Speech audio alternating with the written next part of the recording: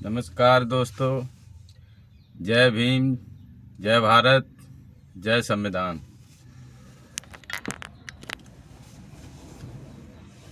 हमारे सभी देशवासियों को मेरा प्यार भरा जय भीम। और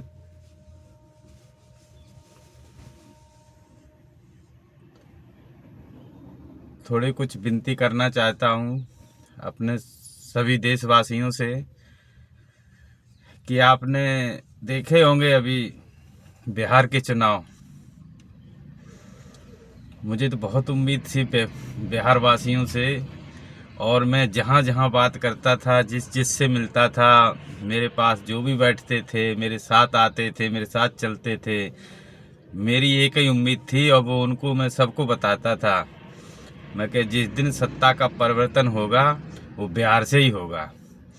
और बिहार वासी इतने मजबूत हैं कि पूरे हिंदुस्तान में योगदान सबसे ज़्यादा, मुझे तो लगता है जितना मैंने पढ़ा है, सबसे ज़्यादा बिहार के लोगों ने दिया है।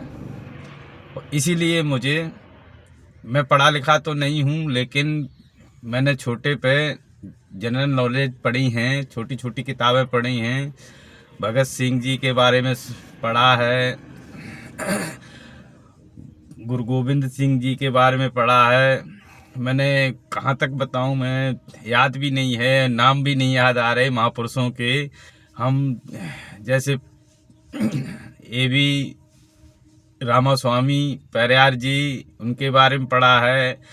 लल्लई सिंह यादव जी हैं, उनके बारे में पढ़ा है। और बाबा साहब के बारे में तो पढ़ा ही है, थोड़ा बहुत, उतना नहीं पढ़ा लेकिन पढ़ा है।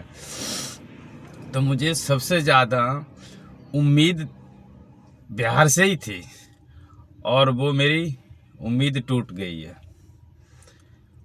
और अब पता नहीं अब 29 में क्या होने जा रहा है। अब वो इस देश, भारत देश का क्या होने वाला है। देख रहे हो ना, लोग जो सही काम कर रहे हैं, उन्हें अच्छा काम कर रहे हैं, जो जवाब जवाब सवाल कर रहे हैं सरकार से, उनको लगातार जेलों में ठूंसा जा रहा है, उनको धमकियां दी जा रही हैं फेसबुक पे, सोशल मीडिया पे। तो आज का लगता है कल्चर, बहुत जो सिस्टम है ना हमारा, बहुत ही डिस्ट्रॉय हो चुका है, मतलब गड़बड़ हो चुका है, इसके नट बोल्ट ढीले हो चुके हैं। अब ज़रूरी ये है, अगर इसके नट बोल्ट टाइट नहीं करेंगे तो हो सकता है कोई पुर्जा कहीं गिरेगा, कोई पुर्जा कहीं जाके गिरेगा, और से पूरा सिस्टम बिखर जाएगा।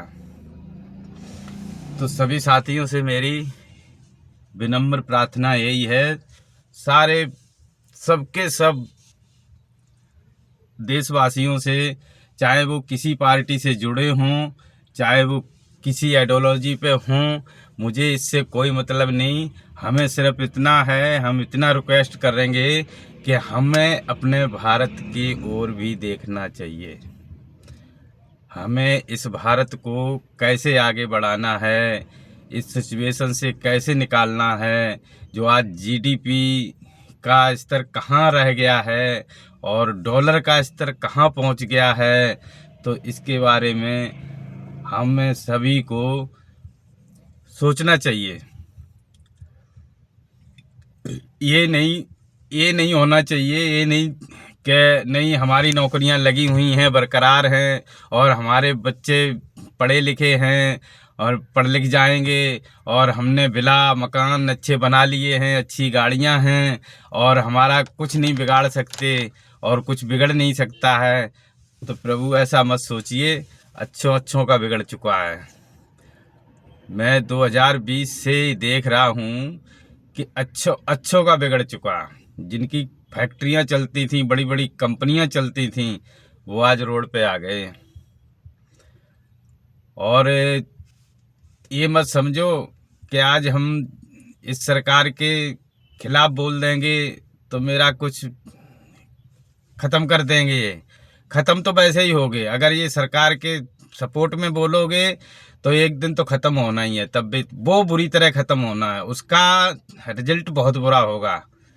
अभी तो चलो उसमें तो आप कुछ नहीं कह सकते, इसमें तो अगर हम सरकार के खिलाफ बोल रहे हैं, सवाल पूछ रहे हैं सरकार से, हमें जेल में डाला जा रहा है, तो कम से कम इतिहास गवाह होगा कि हाँ, हम सरकार से सवाल पूछ रहे थे तब हमें जेल में डाला गया, ना कि हम सरकार की चापलूसी कर रहे थे।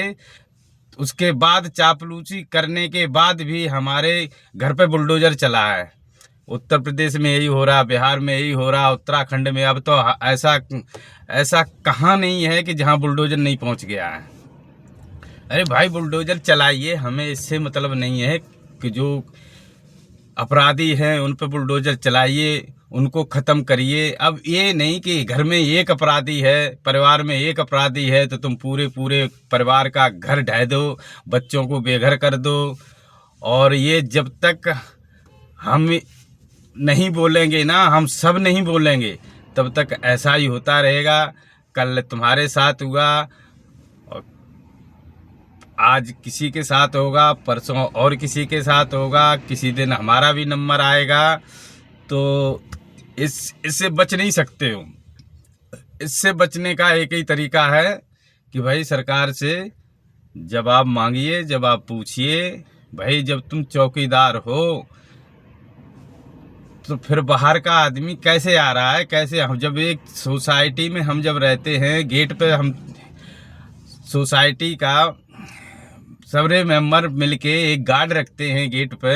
अगर कोई घटना घट जाए, कोई अनजान आदमी आ जाए, तो चौकीदार को पूछा जाता, भाई ये कैसे आ गया, तुमने लिखा पढ़ी क्यों नहीं करी, तुमने पूछा क्यों नहीं, कहाँ जाना, अगर जाना है तो उसके जिसके घर जाना है उसका फ़ोन मिलाओ, फ़ोन नंबर दो, बात कराओ मेरी।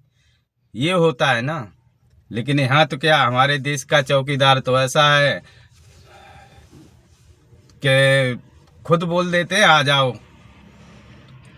कोई मतलब ही नहीं, सब दरवाजे खुले हुए हैं, चाहे पाकिस्तान से आओ, चाहे चाइना से आओ, चाहे बंगाल से आओ, चाहे नेपाल से आओ, कहीं से आओ, कोई मतलब ही नहीं। और जब जवाब पूछो तो बोलते हैं कि ये जवाब देने का वक्त नहीं है, ये हमारा देश बहुत बुरी सिचुएशन में है, यहाँ बोलने की ज़रूरत नहीं है। अरे भाई, नहीं बोलने की ज़रूरत है तो कब बोला जाएगा, बताइए ना। जब आप चीफ मिनिस्टर, हमारे प्रधानमंत्री जी चीफ मिनिस्टर थे गुजरात में, तब किससे सवाल करते थे? पीएम से करते थे ना, कि तुम्हारा डॉलर इतना बढ़ गया है और इतना आरडीएक्स बम धमाके होते हैं बाहर से, आरडीएक्स कहाँ से आ गया, तुम क्या कर रहे थे, गृह मंत्री क्या कर रहा था, गृह मंत्री की जिम्मेदारी थी। तो भाई जो तुम सवाल पूछ रहे थे चीफ मिनिस्टर होके प्राइम मिनिस्टर से, तो आज वही तो जनता पूछ रही है आपसे, और आप उसी सवाल को देशद्रोही बता दे रहे हो। जैसे कि सोनम वांगचुक को जेल में डाल दिया गया है, सभी को पता है। पहली बात तो हम सरकार को ये पूछ रहा हूँ, सोनम वांगचुक जी को आपने अवार्ड दिया था, और अवार्ड कब दिए जाते हैं? अवार्ड जब दिए जाते हैं, कोई हमारा व्यक्ति, हमारा देश का कोई भी इंसान देश के लिए महान काम करता है, तब जाके उनको अवार्ड दिए जाते हैं। और अवार्ड की प्रक्रिया क्या है? अवार्ड की प्रक्रिया मुझे तो लगता है ऐसे है कि सरकार जब भी अवार्ड किसी को देती है ना, तो उसकी सारी जन्म कुंडली निकाल लेती है कि भाई कहीं से सारे इधर से सबकी सब एजेंसियां लग जाती हैं कि भाई देखो इसका कहीं कनेक्शन कहीं गलत तो नहीं है। और नहीं तो हम कल अवार्ड दे के फंस जाऊं मैं। अरे भाई, आपने अवार्ड दिया है, आपने जांच करवाई होगी सोनम वांगचुक जी की, और अब तुमने उनको देशद्रोही घोषित कर दिया है और जेल में डाल दिया है। देशद्रोही क्यों घोषित किया है? हमने देखी है, हमने उनकी वीडियो देखी है, सब कुछ देखा है, धरने पे बैठे थे, सब देखा है। वो क्या कह रहे थे? वो हक मांग रहे थे अपना। हक मांगना अगर देशद्रोह है तो मैं भी हक मांगूंगा। इस देश का नागरिक हूं और मैं हक प्रधानमंत्री से मांगता रहूंगा, चाहे प्रधानमंत्री नरेंद्र मोदी जी हों, चाहे और कोई हो, चाहे राहुल हों, चाहे सोनिया हों, चाहे केजरीवाल हों, चाहे कोई भी हो। मैं सवाल पूछता रहूंगा, हक मांगता रहूंगा। और ये हक सबको है, पूरे हिंदुस्तान को है कि अपना हक मांगे और अपना जिम्मेदारी निभाए देश के प्रति। अरे देश बचेगा तभी तो हम घर में रहेंगे, गांव में रहेंगे, तभी तो गांव बचेंगे। गांव नहीं बचेंगे तो मेरा घर कैसे बचेगा? हम अपना सोच रहे हैं कि हमने बिला खरीद लिए, 2-2, 3-3, 4-4 बिला खरीद लिए, हमारा यहाँ कुछ नहीं बिगड़ सकता है। प्रभु ऐसा मत सोचिए। और ये सबकी गलत फहमी है। अगर आप आवाज़ नहीं उठाएंगे तो आने वाली पीढ़ियां आपकी एकदम गुलाम रह जाएंगी, गुलाम बन के रह जाएंगी। और ये सिचुएशन आने वाली है, इसलिए सबको बोलना पड़ेगा। अब ये सिचुएशन आ गई है तो हमारा तो यही है कहना सबसे कि भाई हक के लिए लड़िए। हम उनसे भी कह रहा हूँ जो बीजेपी के सपोर्टर हैं या कांग्रेस के सपोर्टर हैं, कोई केजरीवाल के सपोर्टर हैं, अपने अपने नेता के सपोर्टर हैं, कोई भी हैं, तो मैं तो उनसे यही कहूँगा, आप जरा सिचुएशन देखिए हिंदुस्तान की क्या है। क्या हिंदू मुसलमान करके भारत आगे बढ़ जाएगा, विश्व गुरु बन जाएगा? मेरे को तो नहीं लगता। अगर आपको लगता है तो करते रहिए, मैं आपसे माफ़ी चाहता हूँ। लेकिन मैं दृढ़ संकल्प मेरा यही है कि मैं बिल्कुल सच्चे मन से कहता हूँ, हिंदू मुसलमान मंदिर मस्जिद करने से भारत हमारा नंबर 1 नहीं बन पाएगा। हम आपस में लड़ते रहेंगे। बाहर के देश तो यही चाहते हैं कि इनकी आपस में लड़ाई हो, कब हम जाके इस पे चढ़ाई करूं।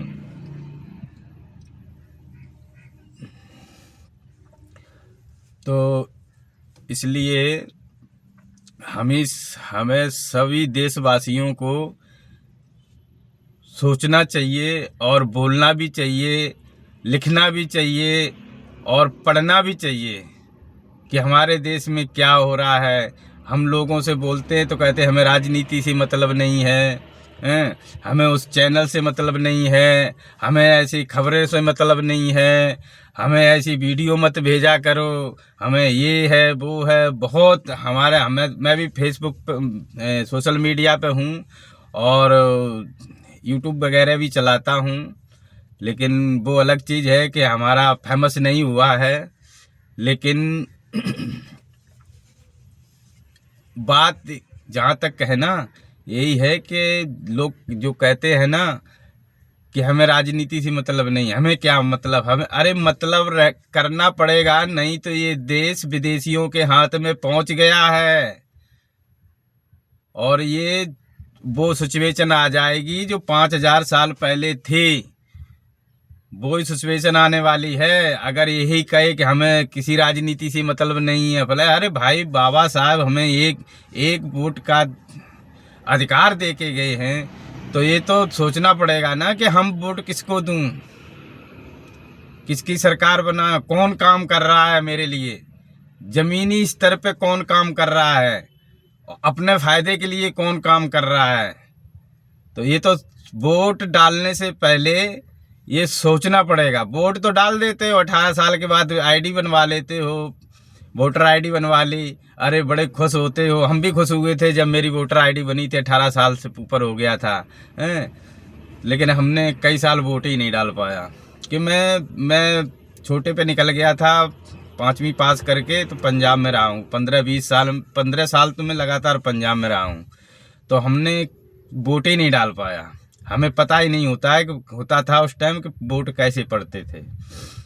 और जब पता चला तो धीरे धीरे ये भी पता चला कि भाई वोट का महत्व क्या है, वोट डाला क्यों जाता है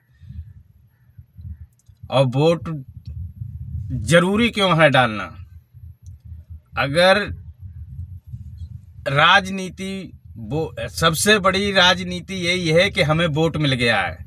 इसी से राजनीति का मतलब है राज्य की नीति तय करनी है, हमें तय करनी है, उन्हें नहीं तय करनी जो ऊपर सीट पे बैठे, उन्हें नहीं, हमें तय करनी किसको राजा बनाना है, किसको क्या बनाना है। अगर ऐसे ही लोगों को बनाते रहे ना तो हमारे एक दिन वोट भी खत्म हो जाएगा कि तुम्हें जरूरत है। यही हुआ है, एक एक घर में 100 वोट मिले हैं। वोट जिनके ईमानदारी के वोट थे उनके वोट काट दिए। दिल्ली में हमारी बीवी का भी, मिसेज का भी वोट कटा हुआ है, काट दिया गया। तो ये क्या है, यही है भाई, एक एक वोट है वो कट गया है और 100 वोट एक एक घर में बन गए। ये SIR का क्या मतलब है। और देख नहीं रहे हो बिहार में क्या हुआ, कर्नाटक में क्या हुआ, हरियाणा में क्या हुआ, हर जगह तो देखते जाओ क्या हो रहा है, उठा के देखो। उन्होंने वीडियो, चुनाव आयोग ने वीडियो डिलीट कर दिए तो क्या है, उन्होंने तो वीडियो डिलीट कर दिए ना, बाकी तो वीडियो अभी यूट्यूब पे भी पड़े हैं। ध्रुव राठी को सुन लो, अब काफ़ी चैनल हैं, नेहा राठौर हैं, संजय शर्मा जी हैं PM4 वाले, उनको देखो, पता चलेगा कि इस हिंदुस्तान में होता क्या। अगर तुम इनको देखोगे ना, गोदी मीडिया को देखोगे तो कुछ नहीं समझ में आएगा, तुम्हारे में भी गोबर भरेंगे ये। और जिनकी जो गोदी मीडिया देखते हैं, मैं यही देख रहा हूँ, उनके सबके में दिमाग में गोबर भरा हुआ है, उनको समझे भी नहीं आ रहा। अगर उनको कोई सच बात बता दो ना तो कह रहे तू तो बिना सर पैर की बात कर रहा है। 10 वीडियो निकाल के झूठी फूटी डाल के दे देंगे और गाली और देंगे माँ बहन की। अभी दिल्ली ब्लास्ट में क्या हुआ, मेरे को क्या कहते हैं, सोशल मीडिया पे मेरे को 4 डॉक्टरों की वीडियो भेज के मेरे को माँ बहन की गाली दे रहा है। भाई ये कौन है, ये कौन है, ये कौन है, तेरा कौन लगता है, फलाना ठिकाना। मैंने कहा भाई टाइम आएगा तो बताएंगे। और देखा हुआ, वो डॉक्टर अदालत से निकल गए हैं वे बरी होके, और इनमें कौन कौन फंस रहा है, हिंदू में कौन कौन फंस रहा है, मीडिया नहीं चला रही है। तो जो गोदी, मतलब कहने का यही है कि गोदी मीडिया देश के लिए नहीं है, वो प्रधानमंत्री के लिए है, सरकार के लिए है। वो उनकी चापलूसी करती है, उन्हीं से पैसे लेती है, उनके सरकारी एडवाइजर मिलते हैं, क्या कहते हैं, प्रचार मिलता है सरकारी, उनसे वो कमा रही है, अरबों खरबों कमा रही है। तो भैया जनता की बात क्यों करेगी वो। ऐसी कितनी घटनाएं हैं, हाथरस की घटना उठा लो, हाथरस के बाद तो हजारों फिर हो चुकी हैं घटना ऐसी कि मीडिया बात नहीं करेगी। वहाँ पे जहाँ अगर सरकार के खिलाफ हो रहा है वहाँ मीडिया बातें ही नहीं करेगी। जब बात नहीं करेगी मीडिया तो मोदी की वाहवाही में लगी रहेगी। तो गोदी मीडिया के देखने वाले जो है ना, तो वो तो वाही वाह, उनके दिमाग में तो वाही वाह भरेगी, अरे बहुत अच्छे है, भगवान है मोदी जी को भगवान बना दिया है ना मीडिया ने।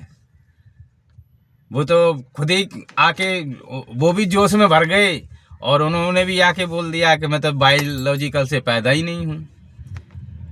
कोई विष्णु का अवतार बता रहा है, कोई राम का अवतार बता रहा है और मीडिया आराम से गुनगाई जा रही है। तो ऐसी मीडिया को सबसे पहले छोड़ो, इनको सुनना छोड़ो।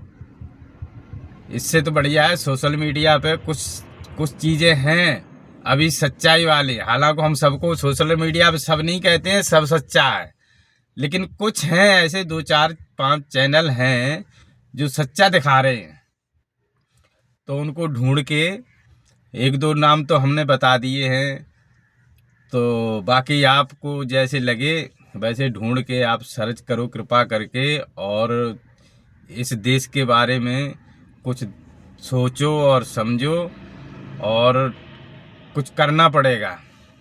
अगर ऐसे ही हाथ पे हाथ रख के बैठे रहे तो हमारी तो ज़िंदगी कट गई, लेकिन आने वाली पीढ़ियां क्या करेंगी किसी को पता नहीं है।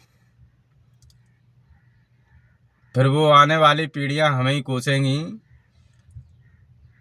नहीं होने के बाद भी बोलेंगी जब तुम थे तब क्या हो रहा था, तब तुम क्या कर रहे थे, तुम कहाँ सो रहे थे। ज़रूरी नहीं है कि हमारे इतनी पावर नहीं है कि हम जाके डायरेक्ट किसी से लड़ लूँ, लेकिन हम अच्छी बातें बोल सकते हैं सोशल मीडिया पे आके, और गलत को गलत सही को सही कह सकते हैं। इतना तो कर सकते हैं ताकि हमसे ये ना कोई कहे कि भाई तुमने क्या किया था। जितना बना उतना हमने किया और कर रहे हैं, और कोशिश कर रहा हूँ कुछ ज़्यादा करने की। तो सभी साथियों को, सभी देशवासियों को, माताओं बहनों एवं बुजुर्गों को सादर नमन। सभी महापुरुषों को मेरी तरफ से सादर नमन। और आप लोगों से बस एक ही विनती है, बहुत हो गया हिंदू मुसलमान मंदिर मस्जिद, बहुत हो गया। अब थोड़ा देश के बारे में सोचा जाए ताकि आने वाली पीढ़ियों के लिए कुछ रास्ता बना रहे। नहीं तो ऐसे कुछ आएंगे अरे गहरे, कोई कहेगा कि संविधान ख़त्म कर दो और बाबा साहब की मूर्ति हटा दो, कोई तो कहता बाबा साहब को ख़त्म ही कर देंगे। अनिल मिश्रा जैसे नफरती चिंटू, और ऐसे एक नहीं है, हिंदुस्तान में बहुत से भरे पड़े हैं। 2014 के बाद ऐसे कहते हैं ना कि नफरती चिंटू तो ऐसे निकल गए हैं। 2014 के बाद 15 के बाद ऐसे निकल गए हैं कि जैसे बरसात में मेढक आ जाते हैं ना ऊपर तालाब में, और टर टर करते हैं तो डिस्टर्ब होता है, कितना होता है। हमने तो देखा है, किसी ने देखा ना, आपने देखा हो ना देखा हो, लेकिन हमने देखा है बरसात में जब आ जाते हैं ना। छोटे होते थे, पढ़ते थे, तब पढ़ने भी मन नहीं लगता था। आसपास मेरे तो घर के बिल्कुल सामने ही तालाब था, उस पर आगे इतने मेढक आ जाते थे, इतने मेढक, और टर टर टर टर लग जाते थे। न तो सोने देते थे और न पढ़ने देते थे। तो बहुत सारे हैं ऐसे नफरती चिंटू मेढक, ऐसे बहुत हैं हिंदुस्तान में जो हिंदुस्तान को बिखेरना चाहते हैं। और वो सिर्फ यही चाहते हैं कि हाँ मनुस्मृति आ जाए और बस बाबा साहब का संविधान हट जाए। अरे उन्हें पूछा जाए कि तुम सबसे ज़्यादा फायदा संविधान का तुम ही ले रहे हो। जो नफरत करते हैं ना, सबसे ज़्यादा संविधान का फायदा तो वो ही उठा रहे हैं।